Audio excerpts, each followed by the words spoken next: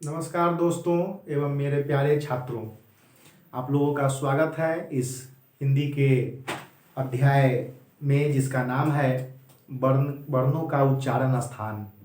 आज हम लोग वर्णों के उच्चारण स्थान के विषय में पढ़ेंगे। वर्णों के उच्चारण स्थान।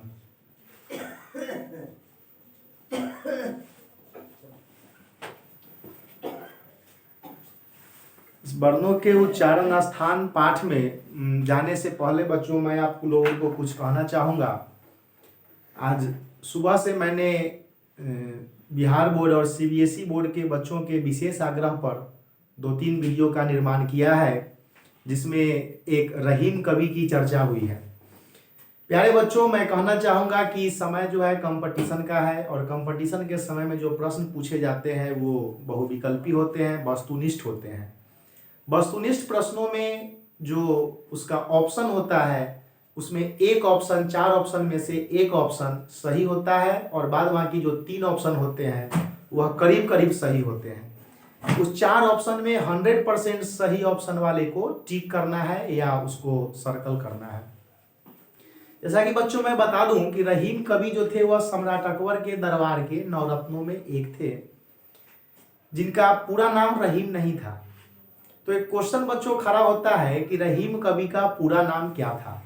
ठीक है, एक क्वेश्चन है अब्दुल रहीम तहखाना, दूसरा क्वेश्चन है अब्दुल रहीम खान खाना, तीसरा क्वेश्चन है अब्दुल रहीम, मतलब आप जोड़ लीजिए इसमें क्या होना चाहिए, और चौथा क्वेश्चन है इनमें से कोई नहीं। तो सही ऑप्शन जो होगा वो आपका इसमें होगा अब्दुल रहीम खान खाना। इसी के अनुसार से अभी वर्णों का उच्चारण स्थान हम लोग पढ़ेंगे, जिसमें सबसे पहले हमें जानना है मुंह के भाग के बारे में कि मुंह के कितने भाग होते हैं। ये नहीं कि डायरेक्ट सीधे वर्णों का उच्चारण स्थान, क का उच्चारण स्थान क्या है तो कंठ है, ये है वो है, नहीं, पहले जानेंगे कि मुंह के कितने भाग होते हैं और मुंह के जितने भी भाग होते हैं उन तमाम भागों से ही हम वर्णों का उच्चारण करते हैं। मुंह के भाग को बच्चों हम लोग चित्र के द्वारा समझ लें कि यह कैसे होता है। ध्यान से देखें,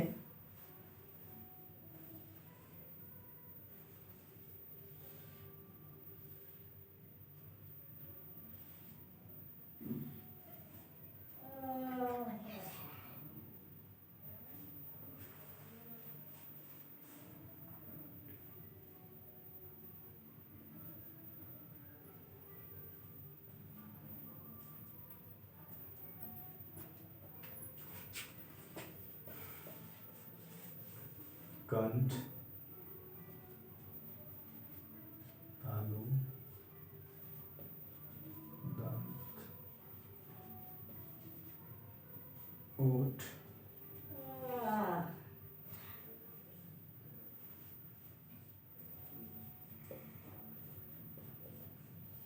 ये देखिए बच्चों मुंह के भाग हो गए। मुंह के भागों की संख्या 6। तो इसके भी क्वेश्चन पूछेगा कि मुंह के कितने भाग होते हैं। ऑप्शन 2, 4, 6, 8, तो 6 में लिखेंगे। मुंह के इसी 6 भाग से जितने भी वर्ण हैं, टोटल वर्ण 52 वर्णों का उच्चारण होता है। किसी किसी वर्णों के उच्चारण में मुंह के 2 भाग मिल जाते हैं, जैसे कंठ और तालु तो कंठ तालव्य हो जाएगा, दांत और ओष्ठ तो दंतोष्ठ हो जाएगा। ठीक है, इस ढंग से मुंह के समस्त भागों से 6 भागों से हम वर्णों का उच्चारण करते हैं। जैसे ये कंठ, सबसे पहले कंठ आता है। कंठ में अ, आ, कवर्ग, ह और विसर्ग का उच्चारण होता है।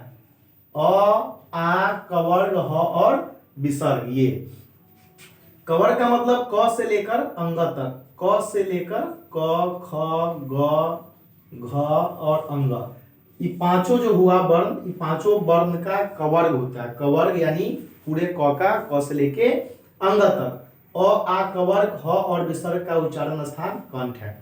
तो कंपटीशन में भी इस पाठ से कंपटीशन के लिए भी ये आपका चैनल बहुत ही उपयोगी होगा, क्योंकि कंपटीशन में जो क्वेश्चन पूछता है वह बीच से पूछ देता है। जैसे बच्चों आपको पूछ देगा कि ग का उच्चारण स्थान क्या है, तो ग का उच्चारण स्थान अब देखिए यहाँ पर अ, आ, कवर्ग, ह और विसर्ग है। जरूरी नहीं है कि जितने भी वर्णों का उच्चारण स्थान होगा वो हर जगह लिखा होगा। कवर्ग का मतलब कि क से लेके अंग तक, तो ग का उच्चारण स्थान क्या है, कंठ है।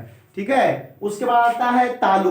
तालु का उच्चारण स्थान है ई च वर्ग य और श, ठीक है। तालु, तालु का उच्चारण स्थान ई च वर्ग य और तालाब स, ठीक है, ये तालाब स। हिंदी में सबसे पहले कितने प्रकार के स का प्रयोग किया जाता है? तो हम जानते हैं 3 प्रकार के स, तालाब स, मूर्धन स और दंत स। ये सब डेप्थ नॉलेज की श्रेणी में है।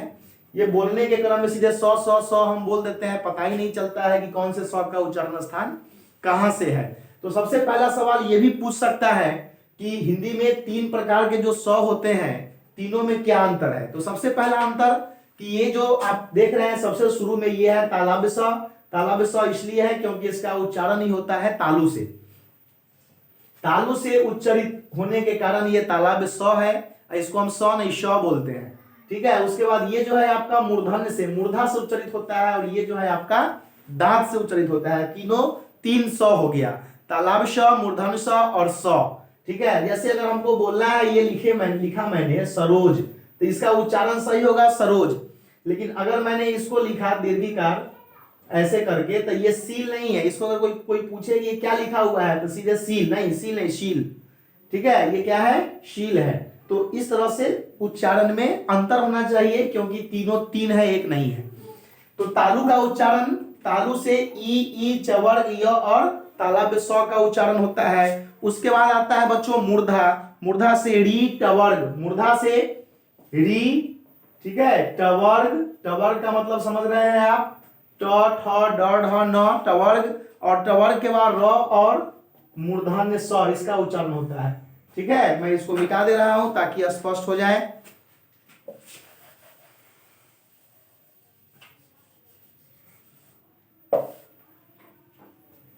मूर्धा, ठीक है। मूर्धा के बाद क्या है आपका? मूर्धा के बाद है दंत और ओष्ठ, दंत और ओष्ठ, ये हो गया मूर्धा दंत ओष्ठ। मूर्धा दंत ओष्ठ के बाद है मुख और नासिका, कंठ तालु, मुख व नासिका।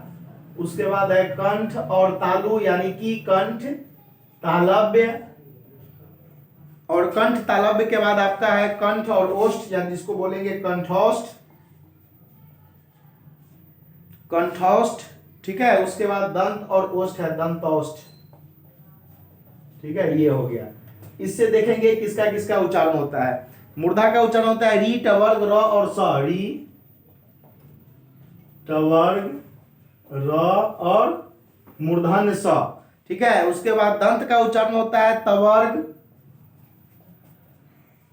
ल और ये दंत स, ठीक है। उसके बाद मूर्धा दंत के बाद आ गया आपका ओष्ठ। ओष्ठ का उच्चारण होता है उ और पवर्ग, उ और पवर्ग, ओष्ठ से। ओष्ठ का मतलब कि दोनों ओठ सटना, जैसे पवर्ग देखिए प, जब तक दोनों सटेगा नहीं बोल पाएंगे। तो इस तरह से प फ ब भ म 5 वर्ण है जिसका उच्चारण ओष्ठ से होता है, ओठ से, संस्कृत में ओष्ठ बोलते हैं। उसके बाद मुख और नासिका, पंचमाक्षर, अनुस्वार और चंद्रबिंदु। पंचमाक्षर विशेष तौर पर देखिए, हालांकि पंचमाक्षर का मतलब हुआ कि तवर्ग का 5वां अक्षर न, पवर्ग का 5वां अक्षर म, लेकिन स्पष्ट रूप से अगर ऐसा पूछा जाए कि पंचमाक्षर का उच्चारण कहां से होता है, तो मुख और नासिका से। क्या बोलेंगे? पंचमाक्षर, अनुस्वार और चंद्रबिंदु, ठीक है। पंचमाक्षर ये हो गया अनुस्वार, और ये हो गया आपका चंद्रबिंदु। इसका उच्चारण मुख और नासिका से होता है। उसके बाद है कंठ तालव्य, कंठ तालव्य से ए और आई का उच्चारण होता है, ठीक है। उसके बाद आपका है कंठोष्ठ, कंठोष्ठ से किसका होता है? ओ और औ का उच्चारण होता है। उसके बाद है दंतोष्ठ, दंतोष्ठ का मतलब सीधे हो गया ब का उच्चारण होता है। तो ये रहा आपके मुंह के भाग, 6 भाग, और जिससे उच्चारण जो होता है उसके विषय मैंने आपको बताया। तो इससे कंपटीशन का जो क्वेश्चन है, या इससे आपके बिहार बोर्ड का एग्जाम हो या सीबीएसई बोर्ड का एग्जाम हो, जो क्वेश्चन पूछता है वो बीच से पूछ देता है। जैसे प का उच्चारण स्थान क्या है बताइए आप? अगर आप मेरे इस वीडियो को देख के समझ रहे हो तो आप बताओगे प का उच्चारण स्थान क्या है?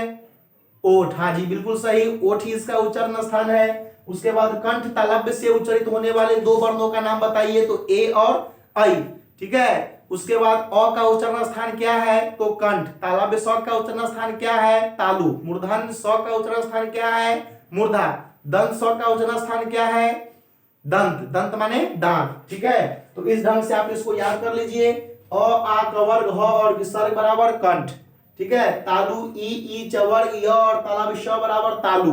ठीक है, उसके बाद मूर्धा री ट वर्ग र और मूर्धन्य स बराबर मूर्धा, दंत से तवर्ग ल और स का उच्चारण स्थान हो गया।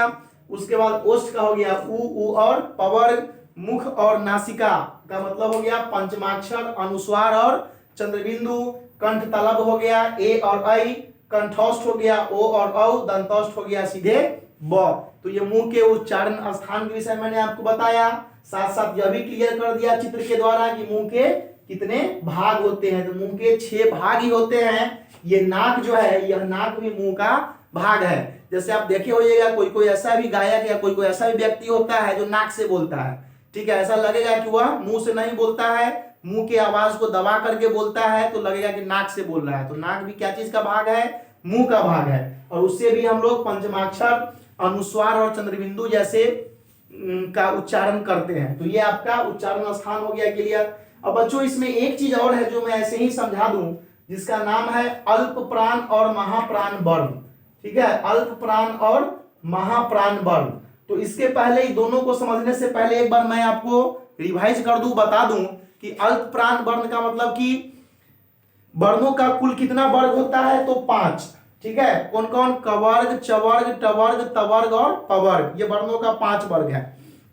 अब अल्प प्राण वर्ण का मतलब है कि वैसा वर्ण जिसके उच्चारण में हकार की ध्वनि कम मात्रा में बाहर निकलती है, उसे हम अल्प प्राण कहते हैं। हकार की ध्वनि माने ह जैसी ध्वनि, जैसे तो हम तालव्य स को बोलते हैं स, तो ह जैसी ध्वनि ज्यादा निकलती है। तो जहां कम मात्रा में बाहर निकलती है वो है अल्प प्राण, और जिसके उच्चारण में हकार जैसी ध्वनि ज्यादा मात्रा में बाहर निकलती है उसको बोलते हैं महाप्राण। तो कौन कौन है अल्प प्राण और महाप्राण, तो बच्चों बता दें कि वर्णों के 5 वर्ग में प्रथम, तृतीय और, ठीक है, प्रथम, तृतीय और पंचम वर्ण, ठीक है, कितने होते हैं, प्रथम, तृतीय और पंचम वर्ण अल्प प्राण है, द्वितीय और चतुर्थ वर्ण महाप्राण है। जैसे अगर कवर्ग को ले ले, ठीक है, कवर्ग को ले ले तो क, ग और अंग, ये हो गया क, ग, अंग यानी पहला, तीसरा और पांचवा, ये हो गया अल्प प्राण। और इसके बीच में जो बचा ख और घ, ये हो गया दूसरा और चौथा, तो ये हो गया आपका महाप्राण। यानी जिसके उच्चारण में कम मात्रा श्वास वायु हकार जैसी ध्वनि कम मात्रा में निकलती है वो है आपका अल्प प्राण, और ज्यादा मात्रा में निकलती है उसको हम लोग बोलते हैं महाप्राण।